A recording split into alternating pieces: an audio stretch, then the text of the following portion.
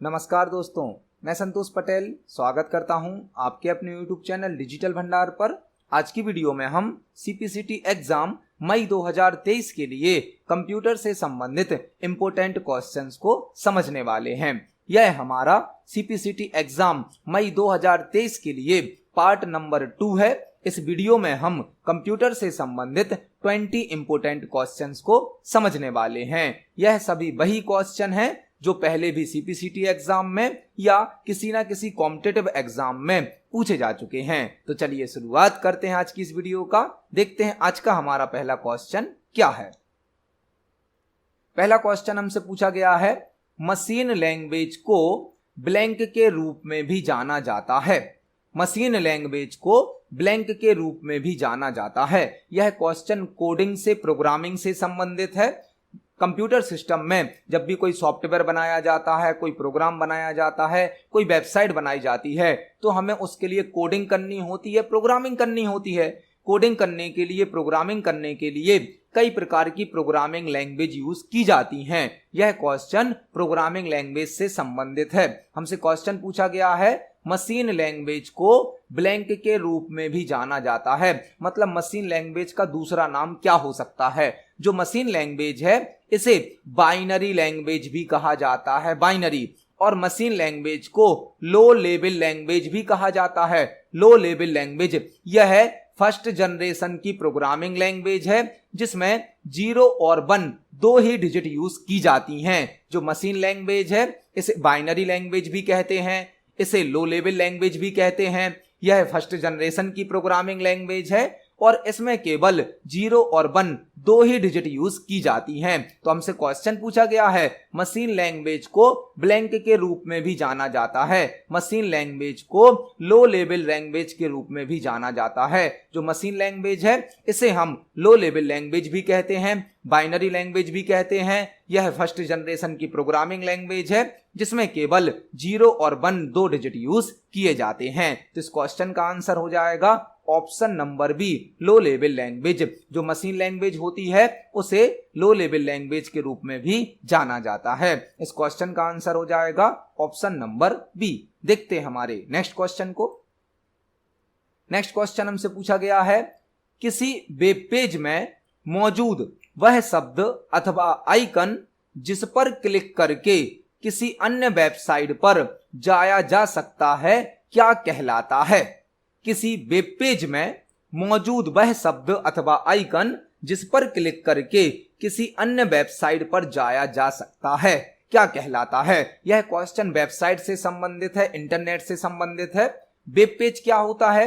Web page किसी website का page होता है। जब कोई वेबसाइट बनती है तो उस वेबसाइट में बहुत सारे वेब पेज होते हैं। मतलब एक वेबसाइट मल्टीपल वेब पेजेस का कलेक्शन होती है। हमसे क्वेश्चन पूछा गया है, वेब पेज में मौजूद वह शब्द या आइकन जिस पर क्लिक करके किसी अन्य वेबसाइट पर जाया जा सकता है। मतलब वेबसाइट के पेज में कोई शब्द या कोई आइकन जिस पर आप क्लिक करते हैं तो आप किसी दूसरी वेबसाइट पर या किसी दूसरे वेब पेज पर पहुंच जाते हैं, वह क्या कहलाता है? जब एक वेबसाइट बनती है तो उस वेबसाइट में मल्टीपल वेब पेज होते हैं। सभी वेब पेजेस को आपस में लिंक करने के लिए हाइपरलिंक का यूज किया जाता है, हाइपरलिंक का। जब आप हाइपरलिंक पर क्लिक करते हैं तो आप किसी अदर वेब पेज पर या किसी अदर वेबसाइट पर ट्रांसफर हो जाते हैं। तो इस क्वेश्चन का आंसर क्या हो जाएगा? Option number B, hyperlink. Hyperlink किसी वेब पेज का कोई टेक्स्ट हो सकता है, इमेज हो सकती है, आइकन हो सकता है जिस पर क्लिक करके आप किसी अदर वेब पेज पर या वेबसाइट पर ट्रांसफर हो जाते हैं। तो इस क्वेश्चन का आंसर क्या हो जाएगा? Option number B, hyperlink. इसका क्वेश्चन आपसे इस प्रकार भी पूछा जा सकता है कि किसी वेब पेज में यदि माउस का पॉइंटर हैंड के आइकन में कन्वर्ट हो जाता है तो आपका कर्सर किस ऑब्जेक्ट पर है? मतलब यदि आप कोई वेब पेज ओपन करे हैं, कोई वेबसाइट ओपन करे हैं, जो आपका माउस का पॉइंटर होता है, कर्सर होता है, वह एरो के रूप में होता है। यदि यह हैंड के आइकन में बदल जाता है, हैंड के आइकन में, हाथ के आइकन में, तो आपका माउस किस ऑब्जेक्ट पर है? वह ऑब्जेक्ट होता है हाइपरलिंक। जब आपका कर्सर हाइपरलिंक के ऊपर जाता है तो एरो या पॉइंटर हैंड के आइकन में कन्वर्ट हो जाता है। इस क्वेश्चन का आंसर हो जाएगा option number B, hyperlink. Web page में मौजूद शब्द या आइकन जिस पर क्लिक करके किसी अदर वेबसाइट पर जा सकते हैं वह कहलाता है हाइपरलिंक। देखते हैं हमारे नेक्स्ट क्वेश्चन को। नेक्स्ट क्वेश्चन है, कंप्यूटर सिस्टम में कितने प्रकार के नंबर सिस्टम उपयोग किए जाते हैं। बहुत ही इंपोर्टेंट क्वेश्चन है क्योंकि सीपीसीटी के एग्जाम में अब एक दो क्वेश्चन कंप्यूटर नंबर सिस्टम से जरूर पूछे जाते हैं। हमसे क्वेश्चन पूछा गया है कंप्यूटर सिस्टम में कितने प्रकार के नंबर सिस्टम उपयोग किए जाते हैं। जो कंप्यूटर सिस्टम है यह 4 प्रकार के नंबर सिस्टम यूज करता है। 4 प्रकार के कंप्यूटर सिस्टम में 4 प्रकार के नंबर सिस्टम यूज किए जाते हैं। एक नंबर सिस्टम होता है बाइनरी नंबर सिस्टम जिसका बेस होता है 2। दूसरा नंबर सिस्टम होता है ऑक्टल नंबर सिस्टम जिसका बेस होता है 8। तीसरा होता है डेसिमल नंबर सिस्टम जिसका बेस होता है 10। और चौथा होता है हेक्साडेसिमल नंबर सिस्टम जिसका बेस होता है 16। आपको यहां पर 5 क्वेश्चन तैयार करने मिले। पहला क्वेश्चन आपने क्या तैयार किया, कंप्यूटर सिस्टम में कितने प्रकार के नंबर सिस्टम उपयोग किए जाते हैं। तो कंप्यूटर सिस्टम में 4 प्रकार के नंबर सिस्टम यूज होते हैं। पहला नंबर सिस्टम कौन सा है, बाइनरी, जिसका बेस क्या होता है 2। आपसे पेपर में पूछा जा सकता है बाइनरी नंबर सिस्टम का बेस कितना होता है, वह होता है 2। दूसरा है ऑक्टल नंबर सिस्टम जिसका बेस होता है 8। तीसरा है डेसिमल नंबर सिस्टम जिसका बेस होता है 10। और चौथा है हेक्साडेसिमल नंबर सिस्टम जिसका बेस होता है 16। तो आपको याद रखना है कंप्यूटर सिस्टम में 4 प्रकार के नंबर सिस्टम यूज किए जाते हैं। बाइनरी का बेस होता है 2, ऑक्टल का बेस होता है 8, डेसिमल का बेस होता है 10 और हेक्साडेसिमल नंबर सिस्टम का बेस होता है 16। इस क्वेश्चन का आंसर हो जाएगा option number C 4। Computer system में 4 प्रकार के नंबर सिस्टम यूज किए जाते हैं। देखते हैं हमारे नेक्स्ट क्वेश्चन को।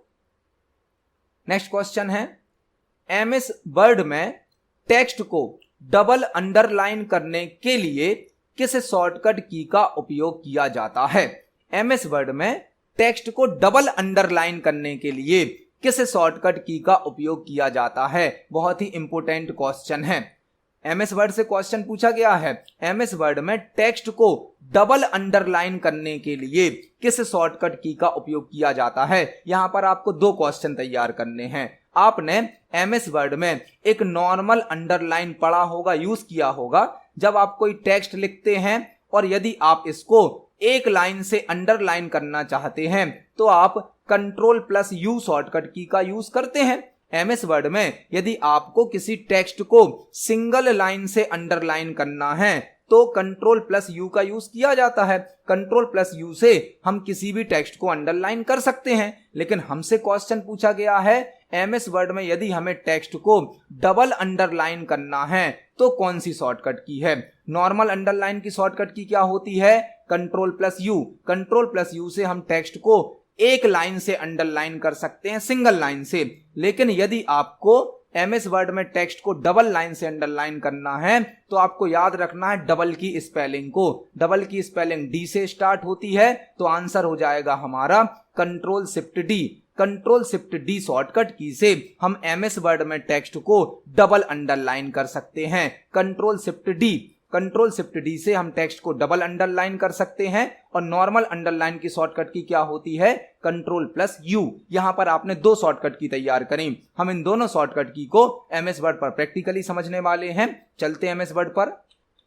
यह हमारा एमएस वर्ड सॉफ्टवेयर है जिसमें हमने कुछ सैंपल टेक्स्ट टाइप किया है। यहां पर हम एक पैराग्राफ को सिलेक्ट करते हैं और कीबोर्ड से Ctrl+U को प्रेस करते हैं। आप देख सकते हैं Ctrl+U को प्रेस करके हमारा टेक्स्ट सिंगल लाइन से अंडरलाइन हो गया है। यदि हमें अंडरलाइन को ऑफ करना है तो भी हम इस शॉर्टकट की का यूज करेंगे। मतलब Ctrl+U से हम टेक्स्ट को अंडरलाइन भी कर सकते हैं और अंडरलाइन को हटा भी सकते हैं। लेकिन हमसे क्वेश्चन पूछा गया था टेक्स्ट को डबल अंडरलाइन करने की शॉर्टकट की क्या है। तो शॉर्टकट की होती है Ctrl+Shift+D। Ctrl+Shift+D से आप टेक्स्ट को डबल अंडरलाइन ऑन कर सकते हो, डबल अंडरलाइन को ऑफ भी कर सकते हो। Ctrl+Shift+D से टेक्स्ट को डबल अंडरलाइन किया जा सकता है। तो इस क्वेश्चन का आंसर हो जाएगा option number D. MS Word में टेक्स्ट को डबल अंडरलाइन करने के लिए कंट्रोल शिफ्ट डी का यूज किया जाता है। देखते हैं हमारे नेक्स्ट क्वेश्चन को। नेक्स्ट क्वेश्चन है, जावा एक ब्लैंक लैंग्वेज का एग्जाम्पल है। जावा एक ब्लैंक लैंग्वेज का एग्जाम्पल है। जावा जो कि एक प्रोग्रामिंग लैंग्वेज है जिसका उपयोग सॉफ्टवेयर बनाने के लिए, प्रोग्राम बनाने के लिए, गेम बनाने के लिए किया जाता है। यह क्वेश्चन भी कोडिंग से, प्रोग्रामिंग से संबंधित है। हमसे क्वेश्चन पूछा गया है, जावा एक ब्लैंक लैंग्वेज का एग्जाम्पल है। जावा किस प्रकार की लैंग्वेज होती है?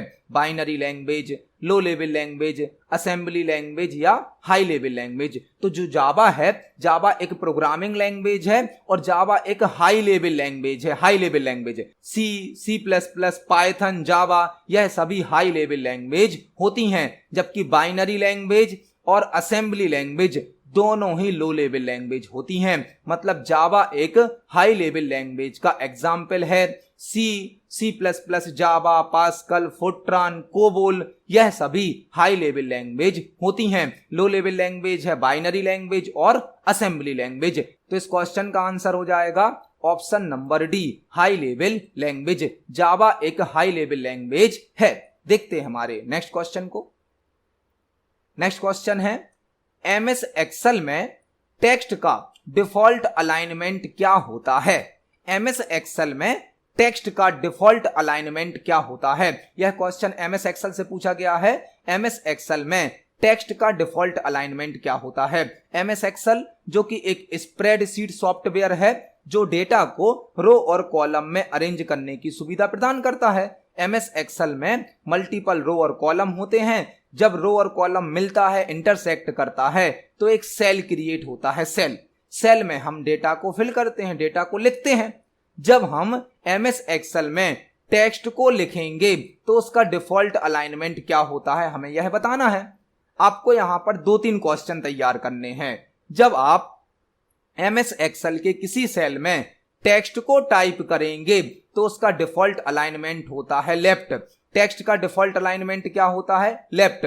और यदि नंबर का अलाइनमेंट पूछा जाता है, नंबर का, तो नंबर का डिफॉल्ट अलाइनमेंट होता है राइट। एमएस एक्सेल में टेक्स्ट का डिफॉल्ट अलाइनमेंट होता है लेफ्ट और नंबर का डिफॉल्ट अलाइनमेंट होता है राइट।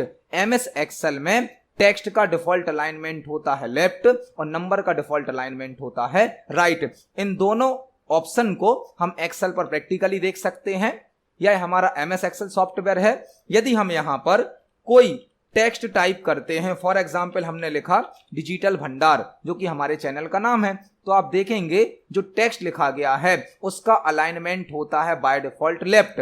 और यदि हम किसी सेल में नंबर को टाइप करते हैं, नंबर को, तो नंबर का डिफॉल्ट अलाइनमेंट क्या हो जाता है? राइट। तो एमएस एक्सेल में टेक्स्ट का डिफॉल्ट अलाइनमेंट होता है लेफ्ट और नंबर का डिफॉल्ट अलाइनमेंट होता है राइट। यहां पर हमने एक साथ 2 क्वेश्चन तैयार करे। इस क्वेश्चन का आंसर हो जाएगा ऑप्शन नंबर ए, लेफ्ट।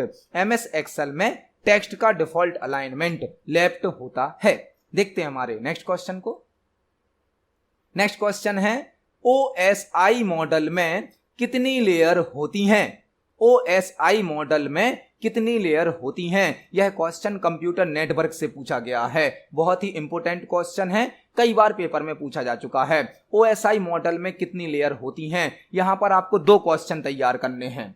एक तो ओएसआई का फुल फॉर्म, ओएसआई का फुल फॉर्म होता है open system interconnection. OSI model में ओएसआई का फुल फॉर्म क्या होता है? Open system interconnection. और ओएसआई मॉडल में टोटल 7 लेयर होती हैं, 7 लेयर होती हैं। यह कंप्यूटर नेटवर्क का एक मॉडल है जो नेटवर्क में सोर्स से डेस्टिनेशन तक डेटा को ट्रांसफर करने के लिए वर्क करता है। कंप्यूटर नेटवर्क में जब कोई सेंडर डेटा सेंड करता है तो उस सेंडर के डेटा को रिसीवर तक पहुंचाने के लिए ओएसआई मॉडल वर्क करता है। ओएसआई का फुल फॉर्म होता है ओपन सिस्टम इंटरकनेक्शन। इसमें टोटल 7 लेयर होती हैं। तो इस क्वेश्चन के साथ हमने 2 क्वेश्चन तैयार करे।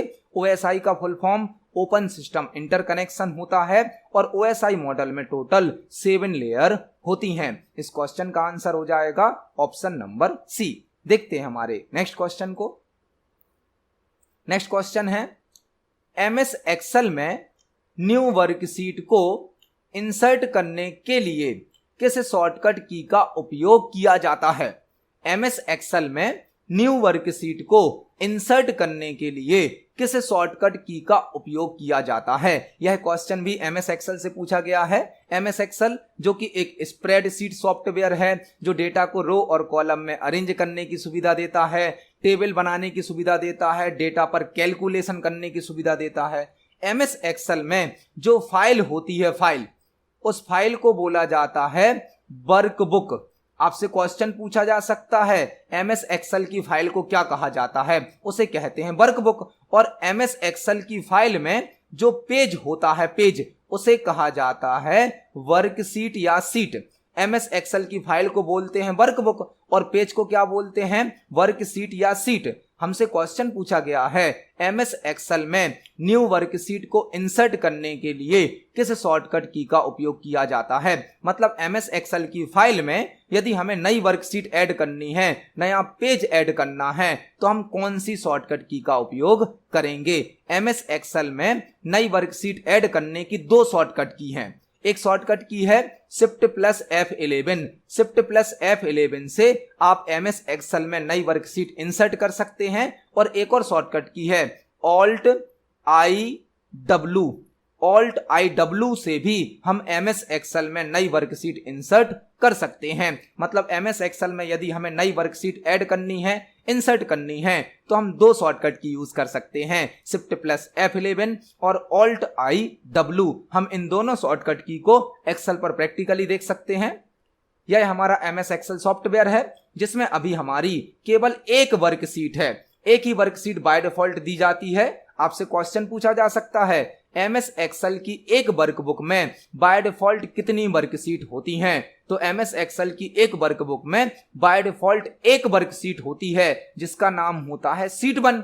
यदि हमें अब यहां पर नई वर्कशीट ऐड करनी है तो हम शिफ्ट प्लस F11 शॉर्टकट की का यूज कर सकते हैं, शिफ्ट प्लस F11।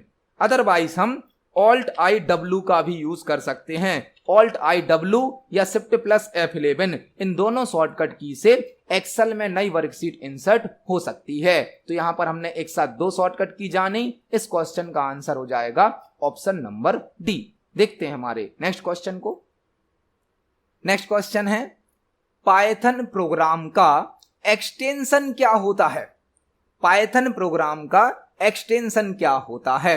पाइथन जो कि एक प्रोग्रामिंग लैंग्वेज है, यह क्वेश्चन भी प्रोग्रामिंग से कोडिंग से संबंधित है। पाइथन एक प्रोग्रामिंग लैंग्वेज है, प्रोग्रामिंग लैंग्वेज, और यह 4th जनरेशन की प्रोग्रामिंग लैंग्वेज है, 4th जनरेशन की। पाइथन एक प्रोग्रामिंग लैंग्वेज है, पाइथन 4th जनरेशन की प्रोग्रामिंग लैंग्वेज है, एक हाई लेवल लैंग्वेज है। पाइथन का यूज प्रोग्राम बनाने के लिए, सॉफ्टवेयर बनाने के लिए, गेम बनाने के लिए किया जाता है। और जब हम पाइथन में कोई प्रोग्राम बनाते हैं और उसे सेव करते हैं तो उसका एक्सटेंशन होता है .py। पाइथन एक प्रोग्रामिंग लैंग्वेज है, हाई लेवल लैंग्वेज है, 4th जनरेशन की प्रोग्रामिंग लैंग्वेज है, और पाइथन प्रोग्राम का एक्सटेंशन होता है .py। तो इस क्वेश्चन का आंसर हो जाएगा ऑप्शन नंबर ए। पाइथन प्रोग्राम का एक्सटेंशन होता है .py। देखते हैं हमारे नेक्स्ट क्वेश्चन को। नेक्स्ट क्वेश्चन है एमएस एक्सेल में कंप्लीट कॉलम को सिलेक्ट करने के लिए किस शॉर्टकट की का उपयोग किया जाता है। एमएस एक्सेल में कंप्लीट कॉलम को सिलेक्ट करने के लिए किस शॉर्टकट की का उपयोग किया जाता है। यह क्वेश्चन भी एक्सेल से पूछा गया है। यदि आपको एमएस एक्सेल में एक कंप्लीट कॉलम को सिलेक्ट करना है तो आप कौन सी शॉर्टकट की का उपयोग करेंगे।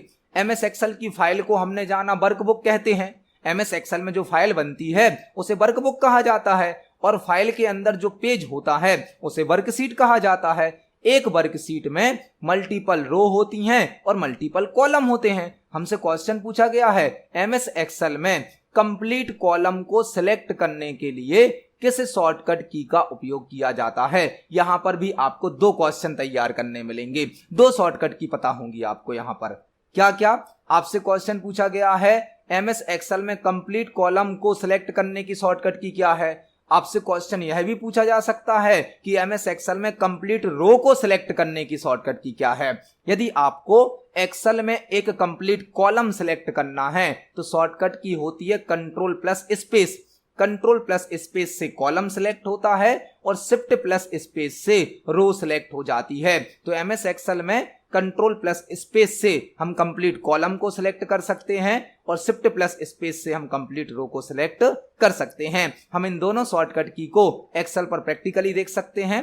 फॉर एग्जाम्पल, अभी हमारा कर्सर डी नाम के कॉलम पर है, डी नाम के कॉलम पर यदि हम कंट्रोल प्लस स्पेस को प्रेस करेंगे तो आप देख सकते हैं कंप्लीट कॉलम सिलेक्ट हो गया है। और यदि हम किसी कंप्लीट रो को सिलेक्ट करना चाहते हैं तो हम शिफ्ट प्लस स्पेस का उपयोग कर सकते हैं। शिफ्ट प्लस स्पेस से कंप्लीट रो सिलेक्ट हो जाती है, जबकि कंट्रोल प्लस स्पेस से कंप्लीट कॉलम सिलेक्ट हो जाता है। यहां पर हमने दो शॉर्टकट की जानी। इस क्वेश्चन का आंसर है ऑप्शन नंबर ए।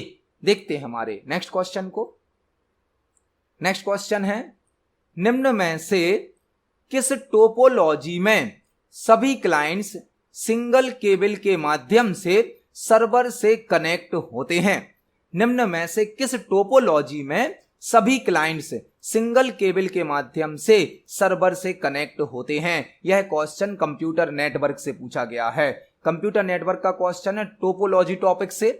सबसे पहले आपको यह समझना होगा कि टोपोलॉजी क्या होती है। टोपोलॉजी किसी नेटवर्क का लेआउट होती है। मतलब जब कोई नेटवर्क बनाया जाता है तो उस नेटवर्क का डिजाइन कैसा होगा, उस नेटवर्क का लेआउट कैसा होगा, यह डिसाइड करती है टोपोलॉजी। मतलब किसी नेटवर्क के लेआउट को भी टोपोलॉजी कहा जाता है। जब कोई कंप्यूटर नेटवर्क बनाया जाता है तो उस कंप्यूटर नेटवर्क में कई प्रकार के कंपोनेंट यूज किए जाते हैं। कंपोनेंट मतलब घटक। जब कोई कंप्यूटर नेटवर्क बनाया जाता है तो उस कंप्यूटर नेटवर्क में कई प्रकार के कंपोनेंट यूज किए जाते हैं। उन सभी कंपोनेंट को प्रॉपरली अरेंज करने के लिए टोपोलॉजी का यूज किया जाता है। कई प्रकार की टोपोलॉजी होती हैं, बस topology, star topology, mesh topology, ring topology, tree topology, hybrid topology. कई प्रकार की टोपोलॉजी होती हैं। लेकिन हमसे क्वेश्चन पूछा गया है किस टोपोलॉजी में सभी क्लाइंट सिंगल केबल के माध्यम से सर्वर से कनेक्ट होते हैं? वह टोपोलॉजी कहलाती है बस टोपोलॉजी। बस टोपोलॉजी एक ऐसी टोपोलॉजी है जिसमें मल्टीपल क्लाइंट कंप्यूटर को एक सिंगल केबल के माध्यम से सर्वर से कनेक्ट किया जाता है। जो हमारी बस टोपोलॉजी होती है उसमें एक मेन सर्वर होता है, सर्वर से सिंगल केबल कनेक्ट होती है और इस केबल से मल्टीपल क्लाइंट कंप्यूटर को कनेक्ट कर दिया जाता है। बस टोपोलॉजी में सिंगल केबल से मल्टीपल कंप्यूटर को कनेक्ट किया जाता है। इसलिए इस क्वेश्चन का आंसर हो जाएगा ऑप्शन नंबर बी। यहां पर आपको यह क्वेश्चन इस प्रकार भी पूछा जा सकता है, किस टोपोलॉजी को लीनियर टोपोलॉजी भी कहा जाता है? लीनियर मतलब लाइन से, तो वह भी होती है कौन सी topology? Bus topology. Bus topology को लीनियर टोपोलॉजी भी कहा जाता है, जिसमें सिंगल केबल का यूज किया जाता है। तो इस क्वेश्चन का आंसर हो जाएगा option number B, bus topology. Bus topology में सभी क्लाइंट सिंगल केबल के माध्यम से सर्वर से कनेक्ट होते हैं। देखते हैं हमारे नेक्स्ट क्वेश्चन को। नेक्स्ट क्वेश्चन पावर पॉइंट से पूछा गया है। पावर पॉइंट में डुप्लीकेट स्लाइड के लिए किस शॉर्टकट की का उपयोग किया जाता है?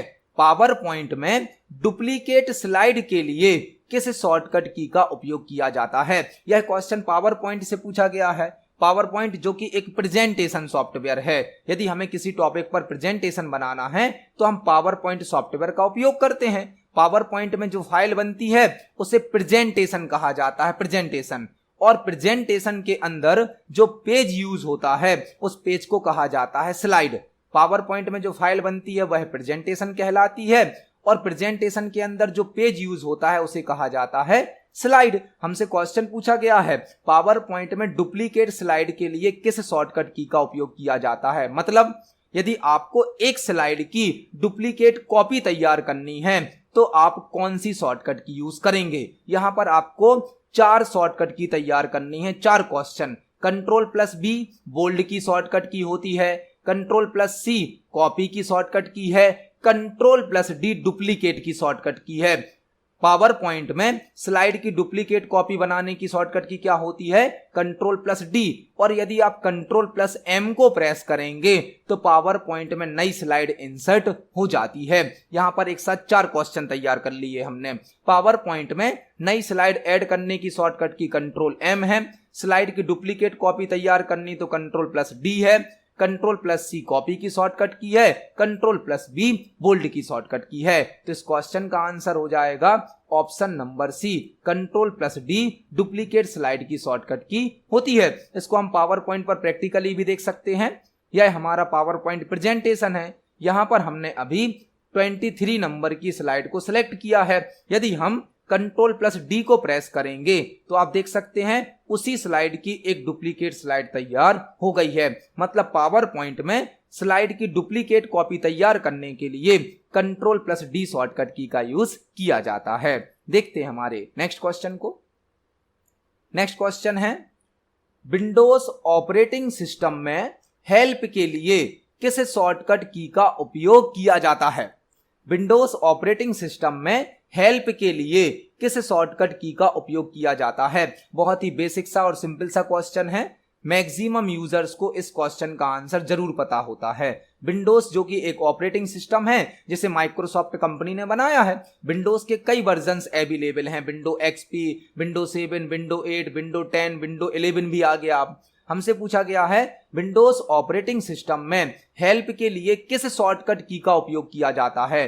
मैक्सिमम सॉफ्टवेयर में हेल्प के लिए F1 फंक्शन की का यूज किया जाता है। F1 मैक्सिमम सॉफ्टवेयर में हम हेल्प प्राप्त करने के लिए F1 फंक्शन की का उपयोग कर सकते हैं। तो इस क्वेश्चन का आंसर क्या हो जाएगा, ऑप्शन नंबर ए F1। विंडोज ऑपरेटिंग सिस्टम में हेल्प प्राप्त करने के लिए F1 फंक्शन की का उपयोग किया जाता है। देखते हैं हमारे नेक्स्ट क्वेश्चन को। नेक्स्ट क्वेश्चन है, निम्न में से कौन एक ऑपरेटिंग सिस्टम का एग्जाम्पल नहीं है। निम्न में से कौन एक ऑपरेटिंग सिस्टम का एग्जाम्पल नहीं है। हमें यहां पर 4 ऑप्शन दिए गए हैं और हमें यह बताना है कि दिए गए ऑप्शन में से कौन एक ऑपरेटिंग सिस्टम नहीं है। ऑपरेटिंग सिस्टम क्या होता है? ऑपरेटिंग सिस्टम एक सिस्टम सॉफ्टवेयर होता है। ऑपरेटिंग सिस्टम एक सिस्टम सॉफ्टवेयर होता है जो कि हमारे कंप्यूटर सिस्टम का मेन सॉफ्टवेयर होता है। यदि हमारे कंप्यूटर सिस्टम में ऑपरेटिंग सिस्टम नहीं होगा तो कंप्यूटर सिस्टम बूट नहीं हो सकता है, कंप्यूटर सिस्टम ऑन नहीं हो सकता है। कंप्यूटर को बूट करने के लिए ऑपरेटिंग सिस्टम का होना आवश्यक होता है। ऑपरेटिंग सिस्टम एक सिस्टम सॉफ्टवेयर भी है। हमसे पूछा गया है निम्न में से कौन एक ऑपरेटिंग सिस्टम का एग्जाम्पल नहीं है। तो विंडोज तो एक ऑपरेटिंग सिस्टम है, विंडोज। लाइनेक्स भी एक ऑपरेटिंग सिस्टम है, एंड्रॉयड भी एक ऑपरेटिंग सिस्टम है, लेकिन डिस्क डिफ्रैगमेंटर ऑपरेटिंग सिस्टम नहीं है। यह एक यूटिलिटी सॉफ्टवेयर होता है। यूटिलिटी सॉफ्टवेयर जो कि हमारे कंप्यूटर सिस्टम में फाइल और फोल्डर को प्रॉपर अरेंज करता है। डिस्क डिफ्रैगमेंटर ऑपरेटिंग सिस्टम नहीं है, डिस्क डिफ्रैगमेंटर एक यूटिलिटी सॉफ्टवेयर है। तो इस क्वेश्चन का आंसर हो जाएगा option number D. Utility software होता है डिस्क डिफ्रैगमेंटर, यह एक ऑपरेटिंग सिस्टम का एग्जाम्पल नहीं है। देखते हैं हमारे नेक्स्ट क्वेश्चन को। नेक्स्ट क्वेश्चन है, एमएस वर्ड में फॉर्मेटिंग को रीसेट करने के लिए किस शॉर्टकट की का उपयोग किया जाता है। एमएस वर्ड में फॉर्मेटिंग को रीसेट करने के लिए किस शॉर्टकट की का उपयोग किया जाता है। यह क्वेश्चन भी एमएस वर्ड से पूछा गया है। एमएस वर्ड जो कि एक वर्ड प्रोसेसिंग सॉफ्टवेयर है जो कि टेक्स्ट को टाइप करने की, एडिट करने की, फॉर्मेट करने की सुविधा देता है। जब आप एमएस वर्ड में कोई टेक्स्ट टाइप करते हैं तो उस टेक्स्ट को आकर्षक बनाने के लिए उस टेक्स्ट की हमें फॉर्मेटिंग करनी होती है। जो भी टेक्स्ट हमने टाइप किया है उस टेक्स्ट को आकर्षक बनाने के लिए, अट्रैक्टिव बनाने के लिए फॉर्मेटिंग की जाती है। हमसे पूछा गया है फॉर्मेटिंग को रीसेट करने के लिए किस शॉर्टकट की का उपयोग किया जाता है। मतलब यदि आपने एमएस वर्ड में किसी टेक्स्ट पर कोई फॉर्मेटिंग अप्लाई करी है, आपको वह फॉर्मेटिंग हटानी है, फॉर्मेटिंग को रिमूव करना है, तो आप कौन सी शॉर्टकट की का उपयोग करेंगे। एमएस वर्ड में यदि आपने किसी टेक्स्ट पर कोई फॉर्मेटिंग करी है, उस फॉर्मेटिंग को हटाना है, रीसेट करना है, तो शॉर्टकट की होती है control plus space. Control plus space reset formatting या रिमूव फॉर्मेटिंग की शॉर्टकट की है, जो कि टेक्स्ट पर अप्लाई होने वाली फॉर्मेटिंग को हटा देती है। तो इस क्वेश्चन का आंसर हो जाएगा option number C, control plus space. MS Word में फॉर्मेटिंग को रीसेट करने के लिए कंट्रोल प्लस स्पेस का यूज किया जाता है। इसको हम एमएस वर्ड पर प्रैक्टिकली देख सकते हैं। फॉर एग्जाम्पल, हमने एक पैराग्राफ को सिलेक्ट किया, जिसे हमने बोल्ड कर दिया, इसकी साइज को इंक्रीज कर दिया, इसका फॉन्ट चेंज कर दिया और साथ ही साथ इस पे कोई एक कलर अप्लाई कर दिया। हमने इस टेक्स्ट पर कई प्रकार की फॉर्मेटिंग अप्लाई करी है। अब यदि हमें इस टेक्स्ट से सभी प्रकार की फॉर्मेटिंग को एक साथ रिमूव करना है तो हम कंट्रोल प्लस स्पेस का यूज करेंगे। हमने टेक्स्ट को सिलेक्ट किया और कीबोर्ड से कंट्रोल प्लस स्पेस को प्रेस कर दिया तो हमारे टेक्स्ट से सभी प्रकार की फॉर्मेटिंग हटा दी जाएगी और टेक्स्ट को नॉर्मल फॉर्मेटिंग में शो कर दिया जाएगा। इसके लिए एक ऑप्शन होता है clear all formatting. Clear all formatting जिसकी शॉर्टकट की होती है control plus space. Control plus space reset formatting की, रिमूव फॉर्मेटिंग की या क्लियर ऑल फॉर्मेटिंग की शॉर्टकट की होती है। इस क्वेश्चन का आंसर हो जाएगा ऑप्शन नंबर सी। देखते हैं हमारे नेक्स्ट क्वेश्चन को। नेक्स्ट क्वेश्चन है, फादर ऑफ HTML किसे कहा जाता है? फादर ऑफ HTML किसे कहा जाता है? HTML का फुल फॉर्म क्या होता है? Hyper text markup language. HTML का फुल फॉर्म क्या होता है? Hyper text markup language. HTML का यूज वेब पेज डिजाइन करने के लिए किया जाता है। HTML के द्वारा वेब पेज बनाए जाते हैं, वेब पेज। और वेब पेज किसी वेबसाइट का पेज होता है।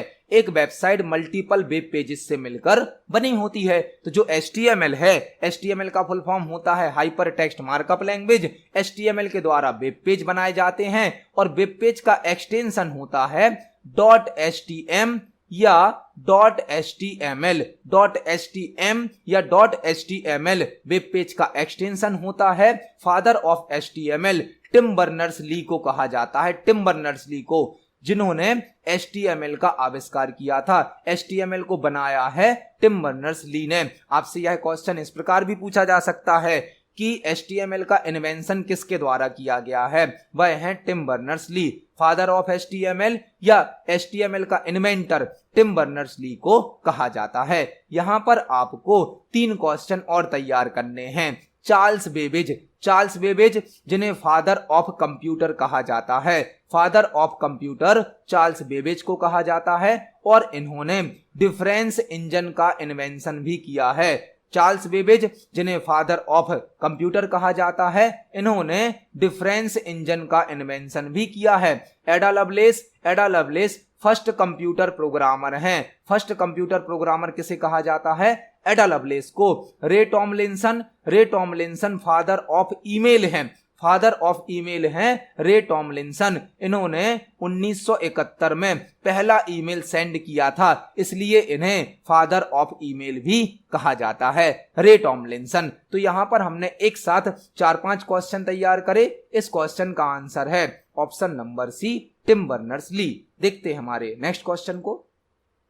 नेक्स्ट क्वेश्चन है, DBMS में DBA का फुल फॉर्म क्या होता है? DBMS में DBA का फुल फॉर्म क्या होता है? यहां पर आपको 2 फुल फॉर्म तैयार करने हैं। पहला फुल फॉर्म DBMS का। DBMS का फुल फॉर्म होता है database management system. Database management system एक ऐसा सिस्टम, एक ऐसा सॉफ्टवेयर जो डेटाबेस को बनाने की, डेटाबेस को मैनेज करने की, डेटाबेस पर ऑपरेशन परफॉर्म करने की सुविधा देता है, उसे कहा जाता है DBMS सॉफ्टवेयर। जैसे कि MS एक्सेस, MySQL, ओरेकल, यह सभी DBMS, RDBMS सॉफ्टवेयर के एग्जाम्पल हैं। अब हमसे पूछा गया है DBMS में DBA का फुल फॉर्म क्या होता है?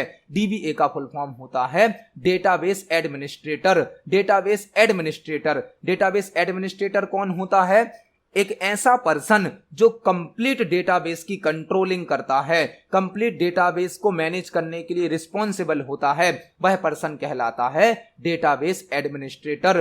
तो DBMS में DBA का फुल फॉर्म क्या होता है? Database administrator. इस क्वेश्चन का आंसर हो जाएगा ऑप्शन नंबर बी। देखते हैं हमारे नेक्स्ट क्वेश्चन को। नेक्स्ट क्वेश्चन है, लाइनेक्स ऑपरेटिंग सिस्टम को किसके द्वारा बनाया गया है? लाइनेक्स ऑपरेटिंग सिस्टम को किसके द्वारा बनाया गया है? यदि आपने हमारा फर्स्ट पार्ट देखा है तो आपको इस क्वेश्चन का आंसर जरूर पता होगा, क्योंकि हमने अपने फर्स्ट पार्ट में भी इस क्वेश्चन को डिस्कस किया था। लाइनेक्स से संबंधित कई प्रकार के क्वेश्चन बन सकते हैं, तो आपको लाइनेक्स से संबंधित कई प्रकार की जानकारी याद रखनी है। लाइनेक्स क्या है? लाइनेक्स एक ऑपरेटिंग सिस्टम है। लाइनेक्स एक सिस्टम सॉफ्टवेयर का एग्जाम्पल है। लाइनेक्स एक ऑपरेटिंग सिस्टम है। लाइनेक्स एक सिस्टम सॉफ्टवेयर है। लाइनेक्स एक ओपन सोर्स ऑपरेटिंग सिस्टम है। लाइनेक्स एक ओपन सोर्स सॉफ्टवेयर है। लाइनेक्स एक फ्री सॉफ्टवेयर है और लाइनेक्स को लिनस टोरवाल्ड्स के द्वारा बनाया गया है। लाइनेक्स को लिनस टोरवाल्ड्स के द्वारा 1991 में बनाया गया था। तो लाइनेक्स एक ऑपरेटिंग सिस्टम है, सिस्टम सॉफ्टवेयर है, ओपन सोर्स सॉफ्टवेयर है, फ्री सॉफ्टवेयर है। लाइनेक्स को लिनस टोरवाल्ड्स के द्वारा 1991 में बनाया गया था। तो यहां पर हमने लाइनेक्स से संबंधित कई प्रकार की जानकारी को समझा। इस क्वेश्चन का आंसर हो जाएगा ऑप्शन नंबर ए, लिनस टोरवाल्ड्स। देखते हैं हमारे नेक्स्ट क्वेश्चन को। नेक्स्ट क्वेश्चन है, निम्न में से कौन सा HTML का रूट एलिमेंट है? निम्न में से कौन सा HTML का रूट एलिमेंट है? यह क्वेश्चन HTML से पूछा गया है। HTML जिसका फुल फॉर्म होता है hyper text markup language. HTML के द्वारा वेब पेज बनाए जाते हैं और जब हम HTML लैंग्वेज का उपयोग करके कोई भी वेब पेज बनाते हैं तो कई प्रकार के टैग यूज किए जाते हैं। टैग, सभी टैग को एंगल ब्रैकेट में लिखा जाता है। एंगल ब्रैकेट बनता है लेस देन और ग्रेटर देन से। हमसे क्वेश्चन पूछा गया है, निम्न में से कौन सा HTML का रूट एलिमेंट है? टैग को एलिमेंट भी कहा जाता है। टैग का दूसरा नाम होता है एलिमेंट। तो जब भी हम HTML का कोई प्रोग्राम बनाते हैं, HTML से कोई वेब पेज बनाते हैं, तो पहला टैग हमें लगाना होता है HTML टैग। मतलब HTML का रूट टैग या रूट एलिमेंट कौन सा टैग कहलाता है? HTML tag. जब भी HTML से कोई वेब पेज बनाया जाता है तो उसकी शुरुआत मतलब स्टार्टिंग और एंडिंग HTML टैग से होती है। अदर सभी टैग HTML टैग के अंदर यूज किए जाते हैं, इसलिए यह होता है HTML का रूट टैग या रूट एलिमेंट। तो इस क्वेश्चन का आंसर क्या हो जाएगा? Option number B, HTML tag. HTML का रूट एलिमेंट या रूट टैग होता है HTML टैग, क्योंकि अदर सभी टैग इसी टैग के अंदर यूज किए जाते हैं। तो इस क्वेश्चन का आंसर हो जाएगा option number B. Next question हमसे पूछा गया है, वर्डपैड सॉफ्टवेयर में क्रिएट होने वाली फाइल का एक्सटेंशन क्या होता है? वर्डपैड सॉफ्टवेयर में क्रिएट होने वाली फाइल का एक्सटेंशन क्या होता है? वर्डपैड एक वर्ड प्रोसेसिंग सॉफ्टवेयर है जो टेक्स्ट को टाइप करने की, एडिट करने की सुविधा प्रदान करता है और WordPad software Windows operating system के साथ इंस्टॉल हो जाता है। यह विंडोज ऑपरेटिंग सिस्टम में एसेसरी सॉफ्टवेयर के रूप में होता है। वर्डपैड एक वर्ड प्रोसेसिंग सॉफ्टवेयर है जो कि टाइपिंग, फॉर्मेटिंग करने की सुविधा देता है और यह विंडोज ऑपरेटिंग सिस्टम के साथ एक एसेसरी सॉफ्टवेयर के रूप में इंस्टॉल हो जाता है। वर्डपैड में जो फाइल बनती है उसका एक्सटेंशन होता है .rtf। RTF का फुल फॉर्म भी आपको याद रखना है, रिच टेक्स्ट फॉर्मेट। वर्डपैड में जो फाइल बनती है उसका एक्सटेंशन होता है .rtf का फुल फॉर्म होता है रिच टेक्स्ट फॉर्मेट। तो इस क्वेश्चन का आंसर हो जाएगा option number D, WordPad software में क्रिएट होने वाली फाइल का एक्सटेंशन .rtf होता है। RTF का फुल फॉर्म होता है रिच टेक्स्ट फॉर्मेट। यहां पर आपको एक और क्वेश्चन तैयार करना है। .txt नोटपैड सॉफ्टवेयर का एक्सटेंशन होता है। नोटपैड सॉफ्टवेयर में बनने वाली फाइल का एक्सटेंशन होता है .txt, जिसे बोला जाता है टेक्स्ट ओनली। नोटपैड सॉफ्टवेयर एक टेक्स्ट एडिटर सॉफ्टवेयर होता है और नोटपैड में बनने वाली फाइल का एक्सटेंशन होता है .txt। तो इस क्वेश्चन का आंसर हो जाएगा option number D, RTF। WordPad में बनने वाली फाइल का एक्सटेंशन .rtf होता है। तो आज की वीडियो में हमने CPCT एग्जाम के लिए कंप्यूटर से संबंधित 20 इंपोर्टेंट क्वेश्चंस को समझा है। जब हम एक क्वेश्चन को समझते हैं तो उससे संबंधित हमें कुछ और क्वेश्चन भी तैयार करने मिल जाते हैं। आप इन सभी क्वेश्चंस को पढ़ें, समझें। यदि आपका कोई क्वेश्चन है, कोई डाउट है तो कमेंट सेक्शन में जरूर पूछिए। वीडियो पसंद आती है तो वीडियो को लाइक करें, ज्यादा से ज्यादा शेयर करें। मिलते हैं अगली वीडियो में। धन्यवाद।